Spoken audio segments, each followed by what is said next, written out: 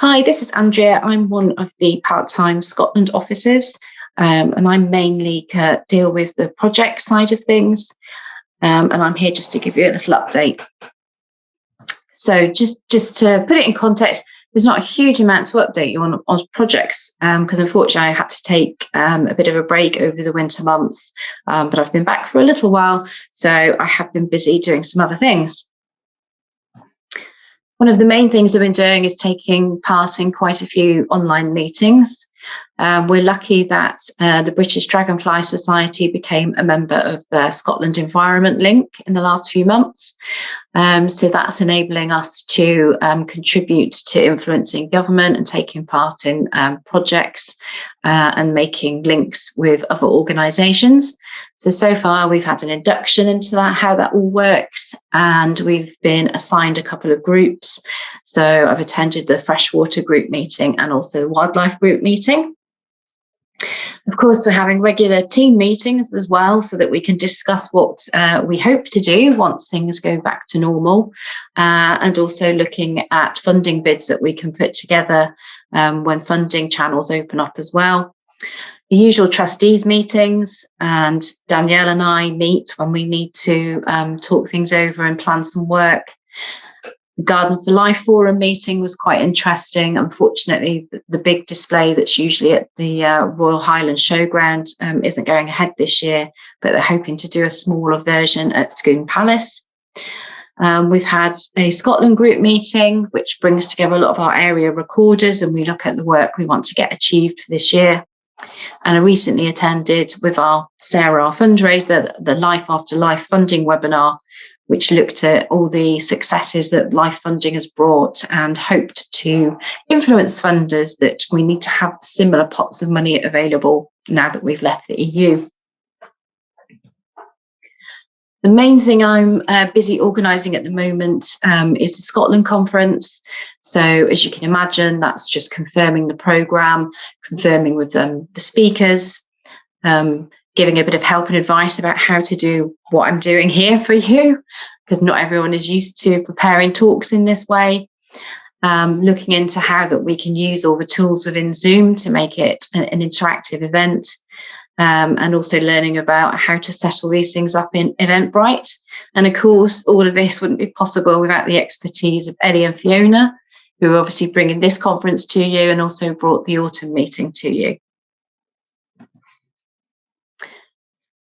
In general as well, just communications. So I'm just trying to get up to date with everything whilst I was away, but also keeping in contact with people who have taken part in the People for Ponds project, and sort of keeping the lines open there to have actual face-to-face events in the summer, hopefully. Also been keeping an eye on the Facebook page and posting relevant material. And again, coming up with material for the Hawker e-newsletter, which has given me the opportunity to finally put a photo of a dragonfly on the slide. We've also done a bit of work with records on a few species because I've managed to get agreement for GIS whiz, I know, to help us to produce maps to save myself and Danielle struggling. So this has just mean getting some records, cleaning them up so that they can easily be put into GIS to produce nice maps for us. And I'm also having to do this to update our records of northern damselfly, as we've got lots of new records, which is fantastic, mainly due to work of Stephen Corcoran. And that will help us do a new map ready for the Northern Damselfly Citizen Science Survey this year. So as I said, with projects, not a huge amount of update. Still trying to plug away with my idea of getting golfers and golf courses interested in dragonflies, and I have got a few. It's just staff aren't around, have been on furlough, etc. But it's still looking good. Like I said before, just maintaining contact with my People for Ponds groups, because they are still keen to get out and do stuff. And I'm also getting ready to relaunch the Northern Damselfly Survey once I've got all those records updated.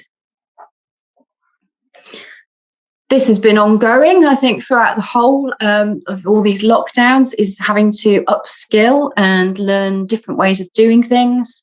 Most recently, I attended a podcast training because this is something we're looking into getting into, and I was able to disseminate that information to everybody else. And yeah, just everything seems to be new to us, and we're just having to improve and broaden our skills. Through the Environment Link, we're hoping to develop new partnerships, but the latest one off the back of a meeting was an agreement to have a joint display with FrogLife at the COP26 conference in Glasgow at the end of this year. And we're also hoping to see if we can ever do any future projects. So that's really exciting, and really looking forward to developing those links. So that's about it from me. I hope that gives you an idea of what we've been doing, and we'll be happy to answer questions at the relevant time or in the chat. Thank you.